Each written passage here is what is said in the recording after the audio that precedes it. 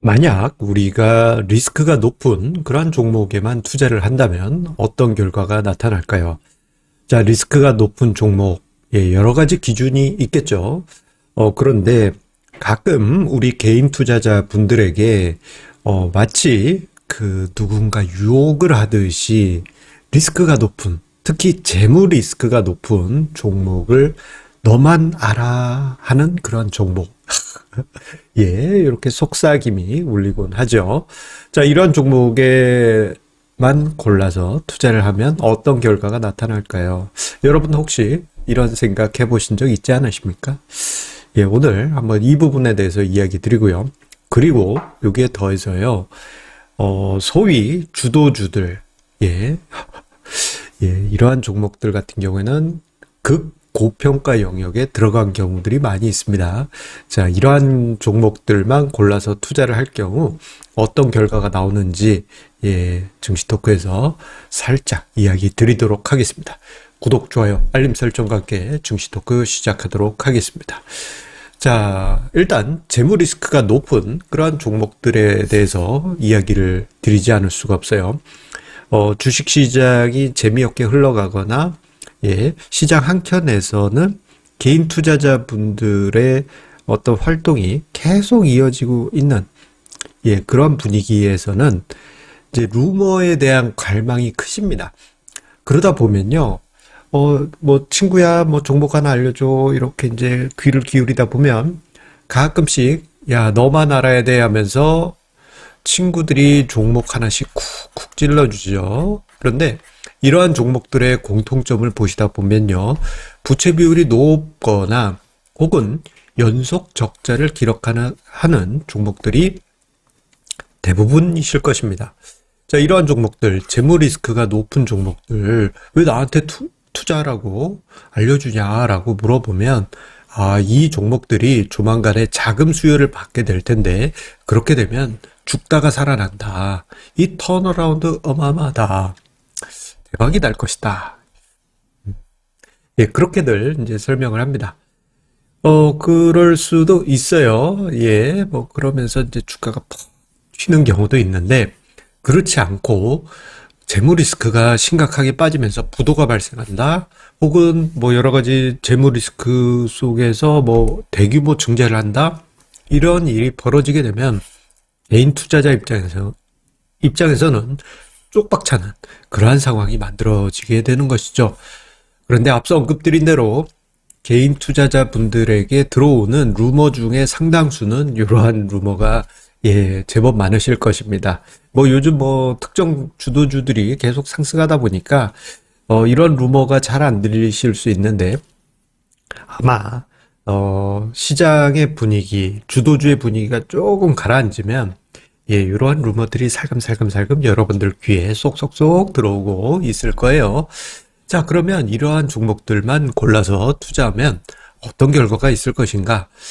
이거 제가 예전에 정기 세미나에서 다루었던 자료인데요. 한번 같이 보시도록 하겠습니다. 1990년부터 해서요, 2016년까지, 거의 26년간, 부채 비율이 500% 이상 넘어가는 종목들로만, 포트폴리오를 꾸려보고요. 그리고 청색선은 이건 코스피입니다.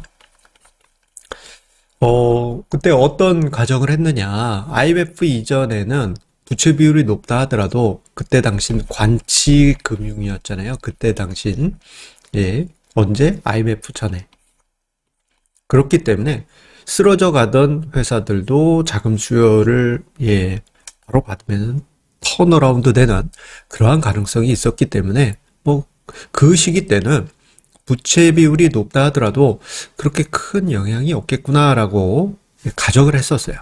그리고 그 이후에는 IMF 사태 이후에는 정부의 고강도 정책으로 부채 비율을 강제로 낮추고 그러다 보니까 부채 비율이 높았던 종목들은 시장에서 생존할 수가 없었습니다. 자, 이런 가정을 했는데 실제 시뮬레이션을 해 보니까요.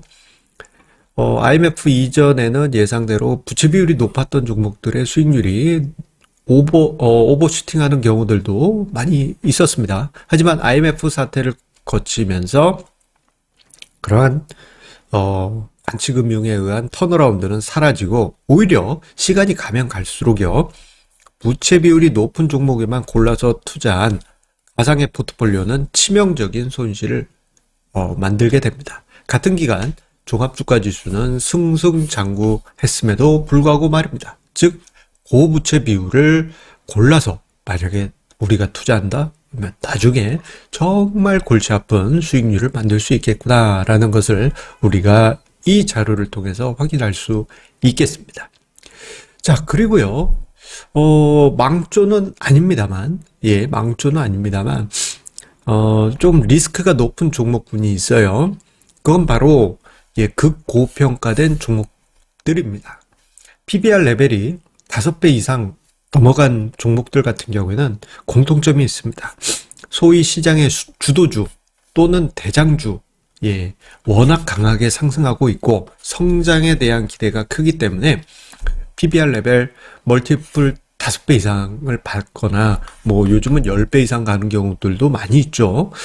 이렇게 높은 성장 기대와 모멘텀 속에서 주가 수익률도 높게 발생할 수 있겠구나라는 기대감으로 투자자들의 매수세가 붙긴 해요. 그런데 이제 워낙 고평가된 영역에 있기 때문에 가격 부담이 있는 것은 사실입니다.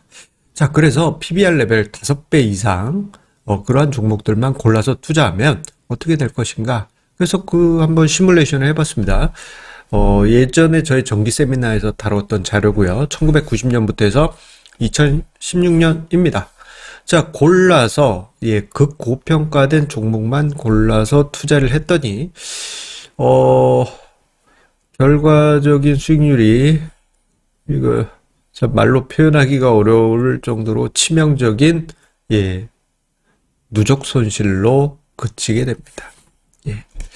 즉 극고평가된 영역에 있는 종목들이 앞서 언급드린 재무 비율이 안 좋은 그런 종목들처럼 망초가 든다라는 의미는 아니지만 가격 리스크가 분명 존재하기 때문에 주가에 부담이 생기고 그로 인해서 장기적인 성과에는 좀 우리가 실망스러운 부분이 화면에 보시는 것처럼 나타났다 할 수 있겠습니다.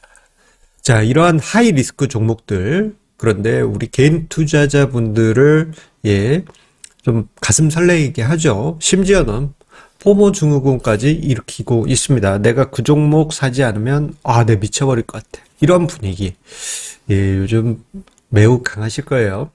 자, 그런데 이러한 종목들이 특정 시기에는 정말 높은 대박 수익률을 만들 수 있지만 한편으로는 큰 리스크를 잠재적으로 가지고 있을 수 있기 때문에 결과가 생각 외일 수도 있습니다. 물론 종목 단위로는 틀려요.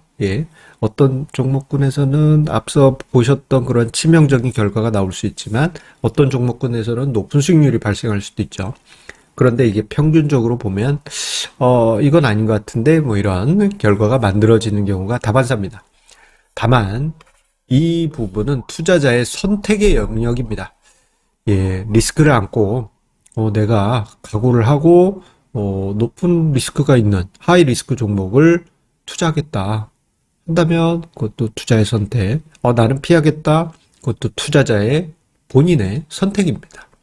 그런데 하이 리스크인 종목에 투자하실 때는 각오뿐만 아니고 시나리오도 촘촘하게 세우시고 접근하시기를 부탁드리겠습니다. 막연하게 이 종목이 성장성이 엄청나기 때문에 무조건 못 먹어도 고 아닙니다. 시나리오 탄탄하게 세우시고요. 만약에 어떤 상황이 벌어지면 내가 엑시트하겠다. 만약에 어떤 상황이 되면 어떻게 하겠다. 이러한 시나리오들 탄탄하게 세우시고 하이리스크 종목 대하시기 바라겠습니다. 오늘 좀 컨디션이 좀 멜롱한 것 같습니다. 여러분들 힘내십시오. 더위 드시면 아니 됩니다. 감사합니다.